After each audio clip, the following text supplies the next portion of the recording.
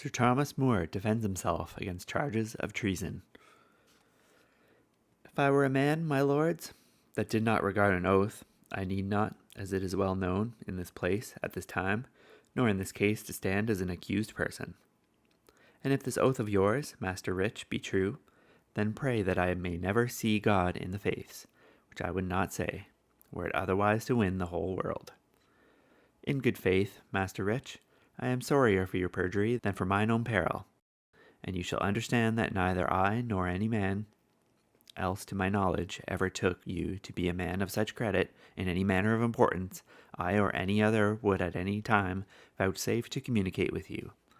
And I, as you know, of no small while, have been acquainted with you and your conversation, who have known you from your youth hitherto, for we long dwelled together in one parish.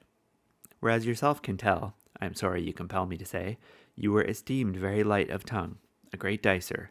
and of no commendable fame.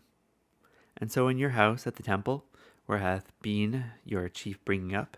were you likewise accounted, can it therefore seem likely to your honourable lordships that I would, in so weighty a cause, so unadvisedly overshoot myself as to trust Master Rich,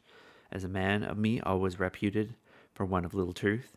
as your lordships have heard, so far above my sovereign lord the king, or any of his noble counsellors, that I would unto him utter the secrets of my conscience touching the king's supremacy,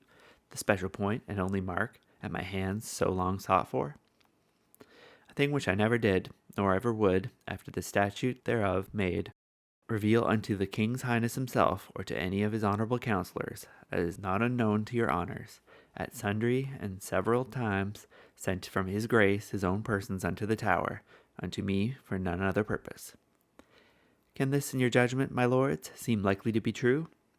And if I had so done, indeed, my lords, as Master Rich had sworn, seeing it was spoken but in familiar secret talk, nothing affirming, and only in putting of cases, without other displeasant circumstances, it cannot justly be taken to be spoken maliciously. And where there is no malice, there can be no offence. And over this I can never think, my lords, that so many worthy bishops, so many noble parsonages, and many other worshipful, virtuous, wise, and well-learned men, as at the making of the law were in Parliament assembled, ever meant to have any man punished by death, in whom there could be found no malice, taking malatia pro malevolentia. For if malatia be generally taken for sin, no man there can excuse himself. Quia si dexerimus quad peccatum non haemus nos metipsos seducems verita in noble non est. If we say we have no sin, we deceive ourselves, and the truth is not in us. And only this word maliciously is in the statute material, and this term forcibly is in the statute of forcible entries, by which statute, if a man enter peaceably, and put not his adversary out forcibly, it is no offence. But if you put him out forcibly, then by that statute it is an offence, and so shall be punished by this term forcibly. Besides this, the manifold goodness of the king's highness himself, that hath been so many ways my singular good lord and gracious sovereign, and that hath so dearly loved and trusted me, even at my first coming into his noble service, with the dignity of his honourable privy council, vouchsafing to admit me, to offices of great credit and worship most liberally advance me, and finally with the weighty room of his grace, High Chancellor, the like whereof he never did to temporal men before,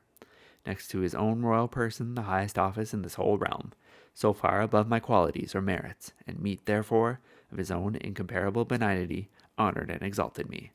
by the space of 20 years or more,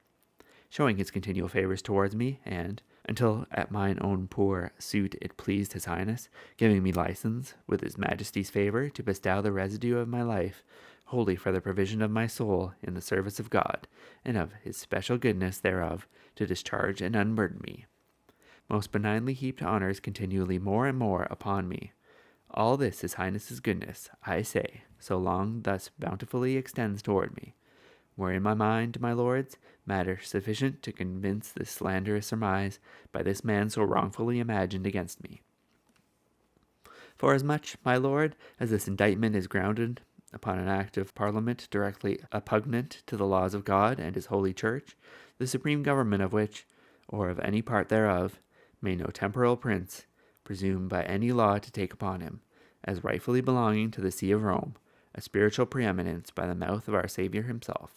personally present upon the earth, to St. Peter and his successors, bishops of the same see, by special prerogative granted. It is therefore in law amongst Christian men, insufficient to charge any Christian man. More have I not to say, my lords, but like as the blessed apostle St. Paul, as we read in the Acts of the Apostles, was present and consented to the death of St. Stephen, and kept their clothes that stoned him to death, and yet they now both twain holy saints in heaven, and shall continue their friends forever. So I verily trust, and shall therefore right heartily pray, that through your lordships have now in the earth been judges to my condemnation, we may yet hereafter in heaven merrily all meet together to our everlasting salvation.